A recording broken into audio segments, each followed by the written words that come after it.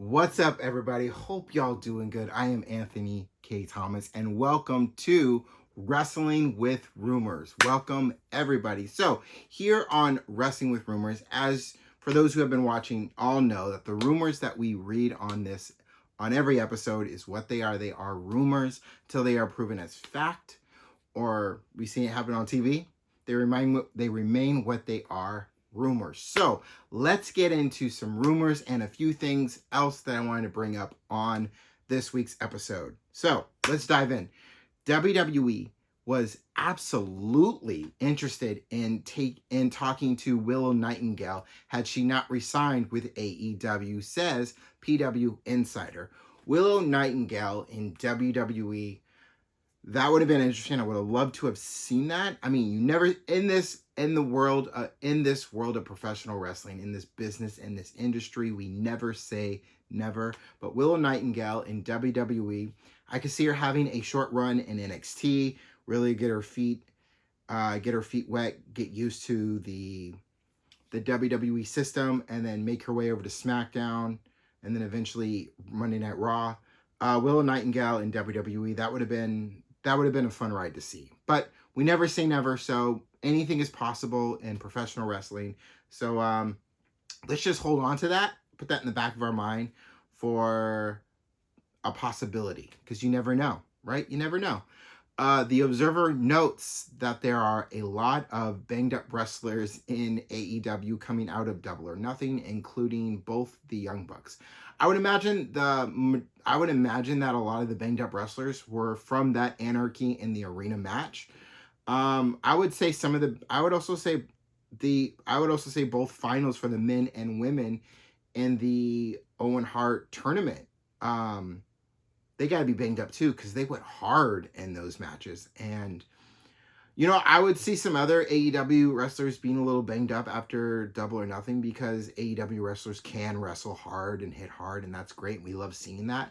And they put their bodies on the line, as does every professional wrestler, to step inside the squared circle to do what they love to do. So I would imagine that a lot of AEW wrestlers, mostly from Anarchy in the Arena, are pretty banged up.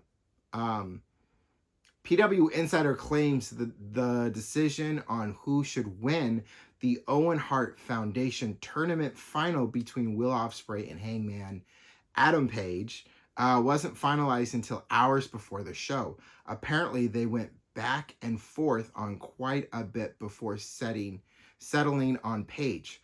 Fightful adds that the two wrestlers themselves pushed for the other to win. So for us, the fans who after they made their entrances and they were in the ring and that bell rang, that's when the match started for us. But the match for them clearly started backstage as they were pretty much talking to Tony Khan, pleading their case why the other should win. The end of the day, when the smoke settled, and here we are now, a week removed from Double or Nothing, I believe that the right decision was made in Adam Page winning, and Adam Page versus Jon Moxley for the AEW Championship is going to be a potential classic come July. So it was good. But I do feel if Adam Page wins, which I think he will win, I think I do see a potential all out where it's Adam Page versus Will Ospreay running it back, but this time with the AEW Championship on the line. There was talk a month ago about WWE holding the draft during their just completed run of show in Tampa, per Wrestling Observer Live's Brian Alvarez.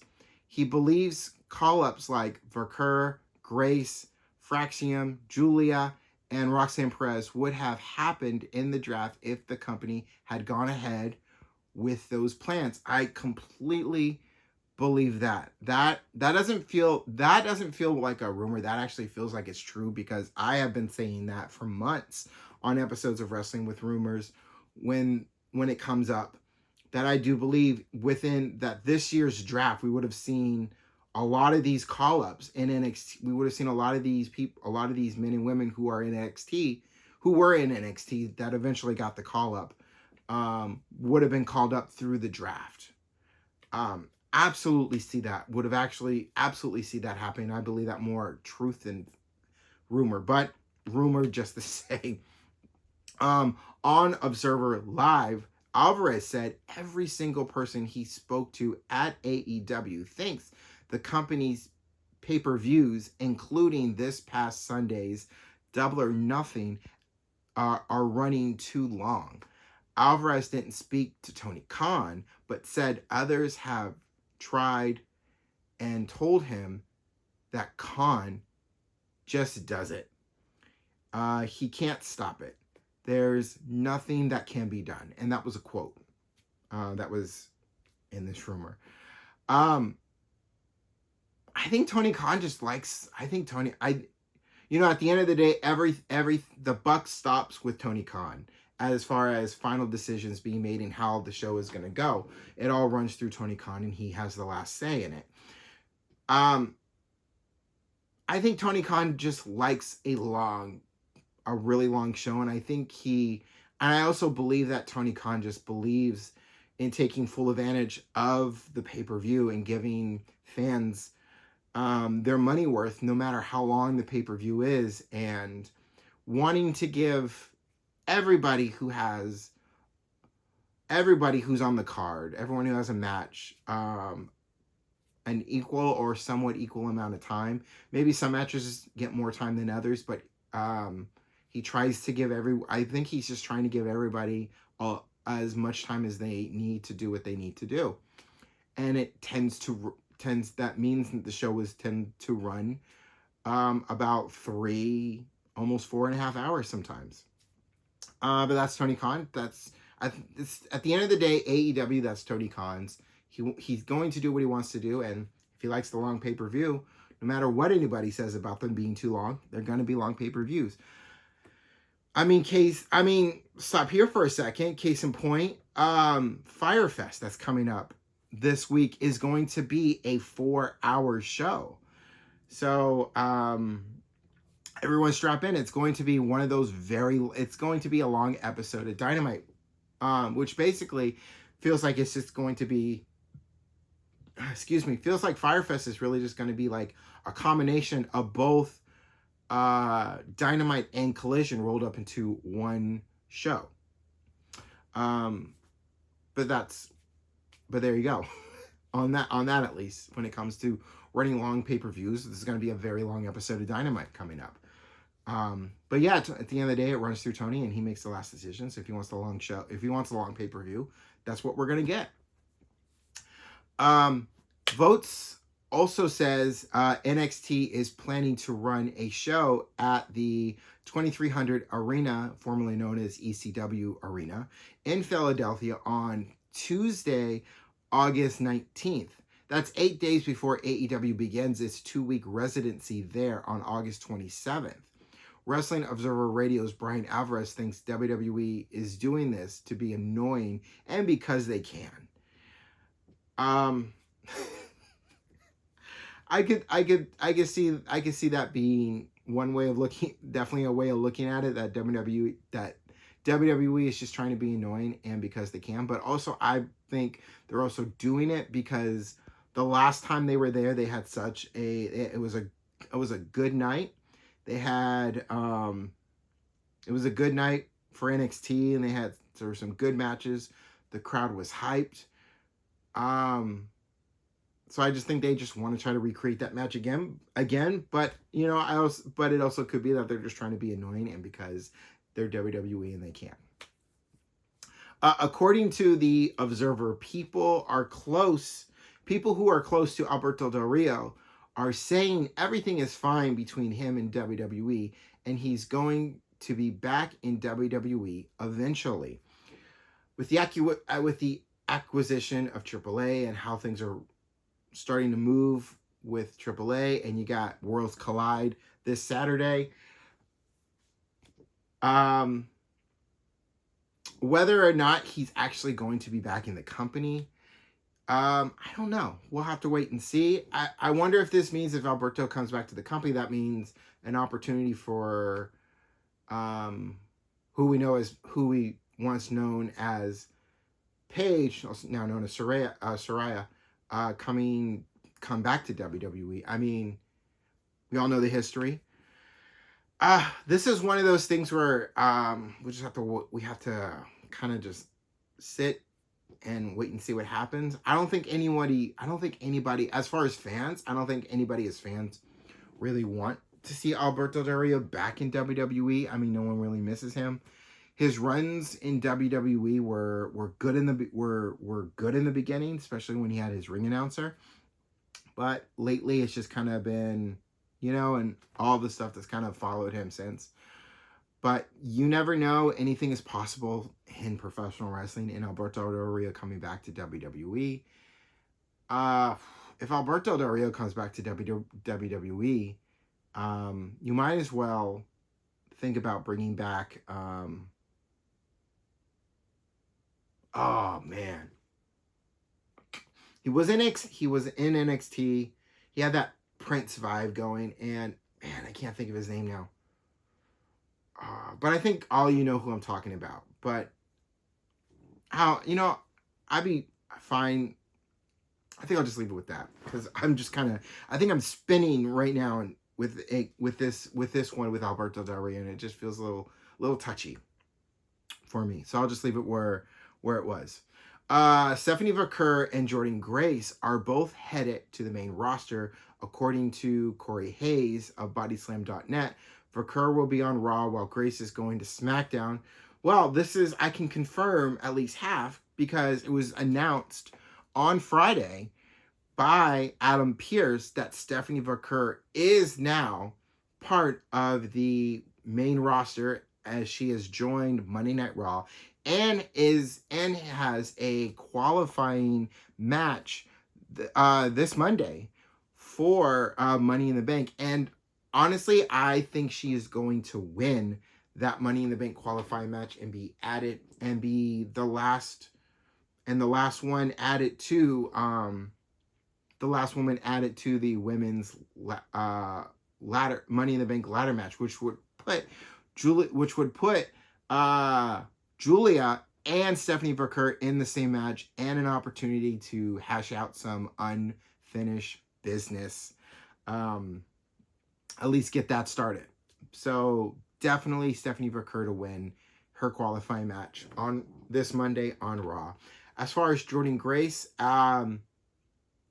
I see Jordynne Grace going to SmackDown. We can't confirm it yet until Nick Aldis makes that official or we see it happening. It would have to be this Friday on SmackDown, if it does happen. But I absolutely see Jordynne Grace going to SmackDown, and that would be perfect to see her there. The Wrestling Observer newsletter says the reason why Ricky Saints lost his championship on NXT this week is because he's expected on the main roster immediately. Jordynne Grace is also joining WWE's main roster very soon. Okay, we just talked about Jordynne Grace. Ricky Saints coming to the main roster. Hell yes. Put him in that, whether it's Raw or SmackDown, put him in there for either the Intercontinental Championship or the United States Championship. Get him in there. This is great, right? Ricky Saints if this is true, then Ricky Saints had a short run in NXT and is just being catapulted right to the main roster, which is great. Which is in faster time than Ethan Page.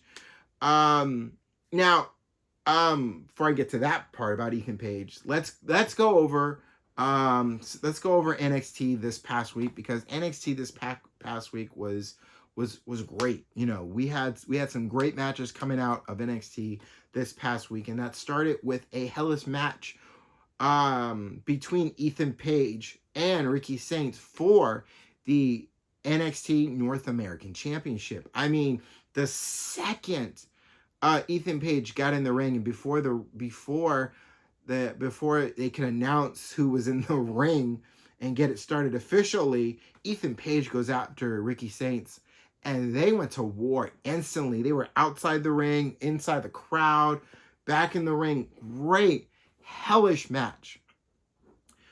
They went to war in that match, and Ethan Page ended up winning, becoming becoming the new North American champion, which means within a year of being in NXT, he has won both the NXT Championship and the NXT North American Championship. Now, two things could happen here for Ethan Page after eventually losing the North American Championship. Now, if he doesn't lose the North American Championship this Saturday at Worlds Collide in that hell of a fatal four-way match he's got for him, if he doesn't lose it at Worlds Collide, but eventually loses it somewhere down the road, the only other championship left for him to win in NXT would be the tag team championships. But I don't see him like going for those after eventually losing that. I think after Ethan Page loses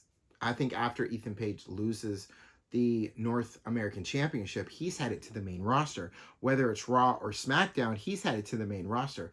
And as far as we can speculate, it could be this Saturday. It could be at Worlds Collide. He could possibly lose the North American Championship to, if anyone from that Fatal 4-Way were to pin and defeat Ethan Page, it would be Javon Evans.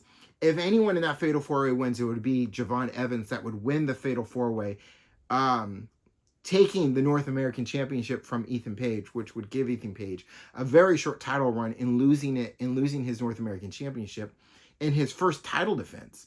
But that would only mean that after that, he's going right to the main roster, to either Raw or SmackDown.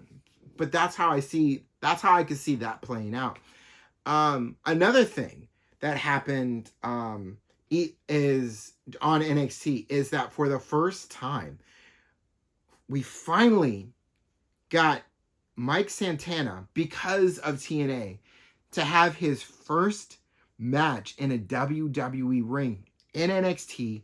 And the fact that WWE let Mike Santana come out to the ring to his own music and allow him to be himself, be his authentic self in that ring, was incredible to see. And it shows how far WWE has come, especially with WWE under the new management that it's under between Triple H and Shawn Michaels.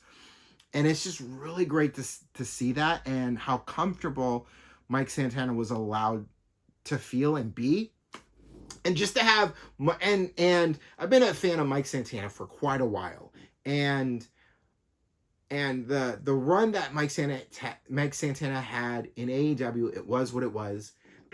But when he came back to TNA, and he was able to get those wheels rolling again, get back to who he was.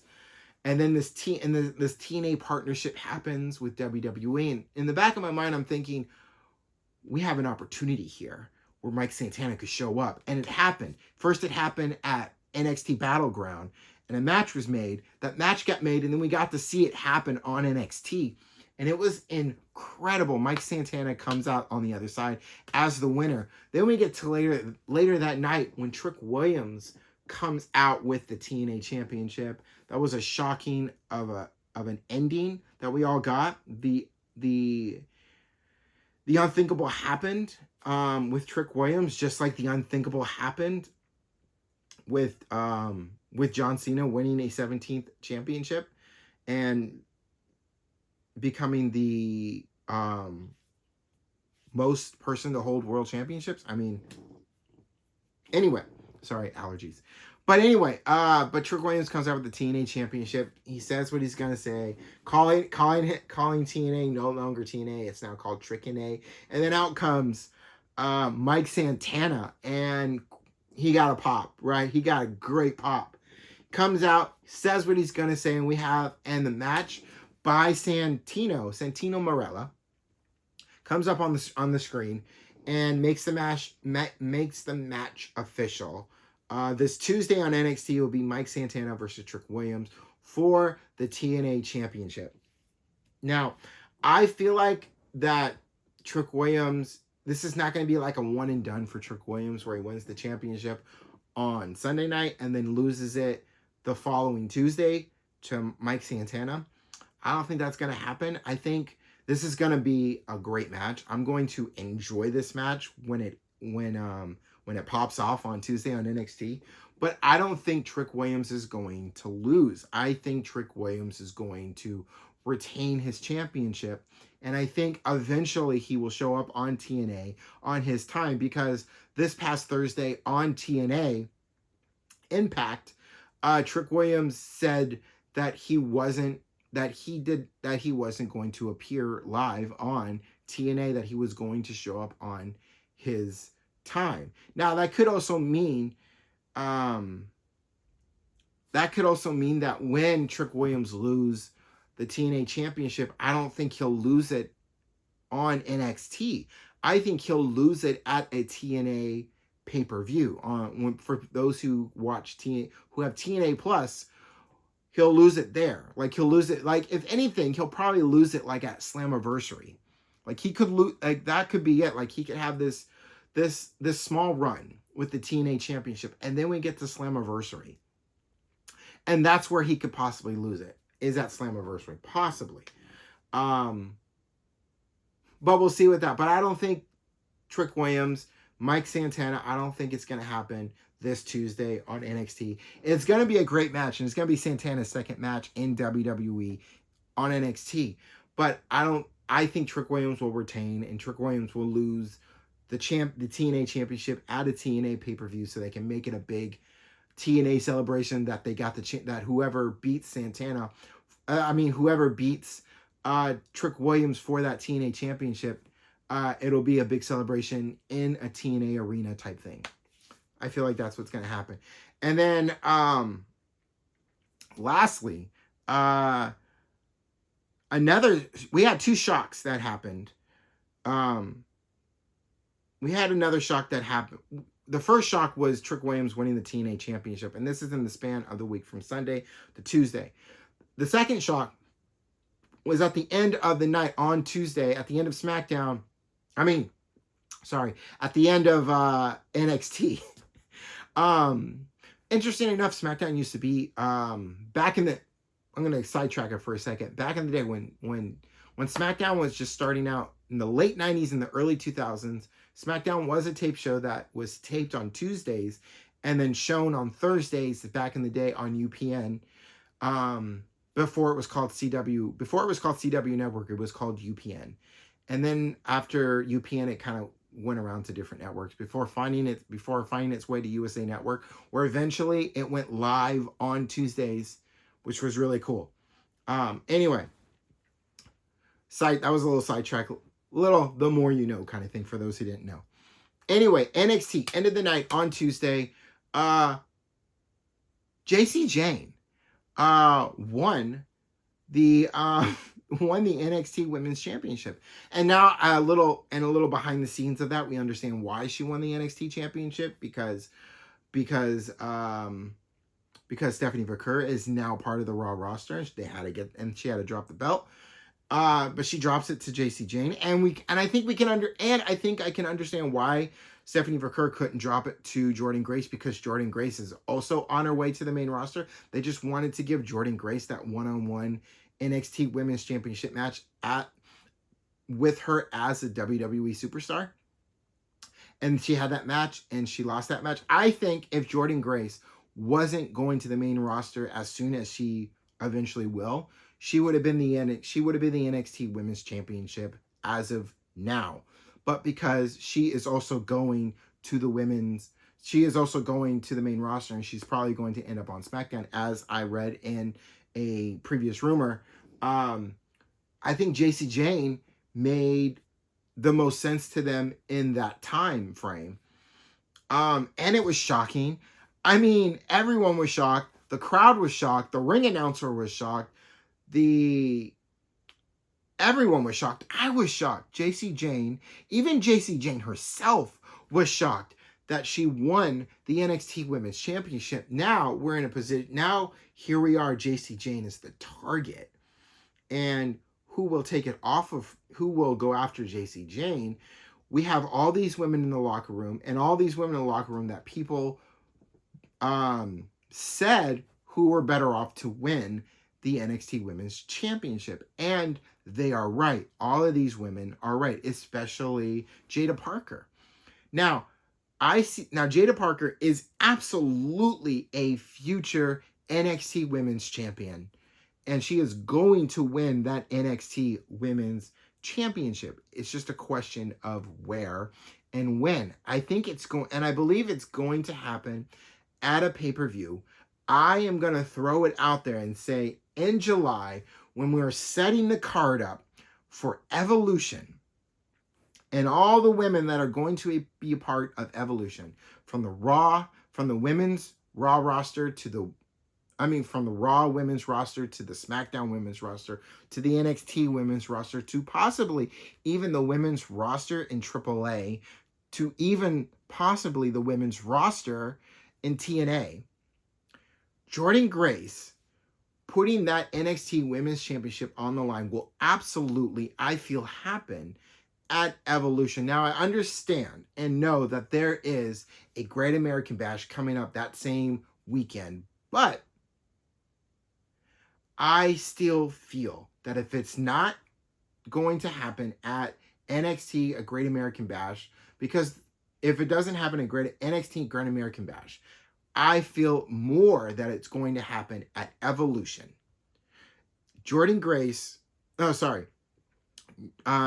Jayne possibly against Jada Parker for that Women's NXT Championship. And I feel that is the moment. Jada Parker wins the NXT Women's Championship. And if it's not then, sometime within the summer at least, Jada Parker should win, and I believe, the NXT Women's Championship. I feel like Jacy Jayne will have this nice run as NXT Women's Champion for a couple of months. We get to July, Jada Parker's turn. She's got next. That's how I feel it. That's how I see it going. Now, one more thing before I go, because I covered quite a bit. We talked about rumors. We talked about drafts. Now the WWE draft, as far as Ethan Page goes, I feel like Ethan Page eventually will get his call up to the main roster, like I said earlier. But I feel like it's going to happen during the draft, and I'm still sticking to my guns.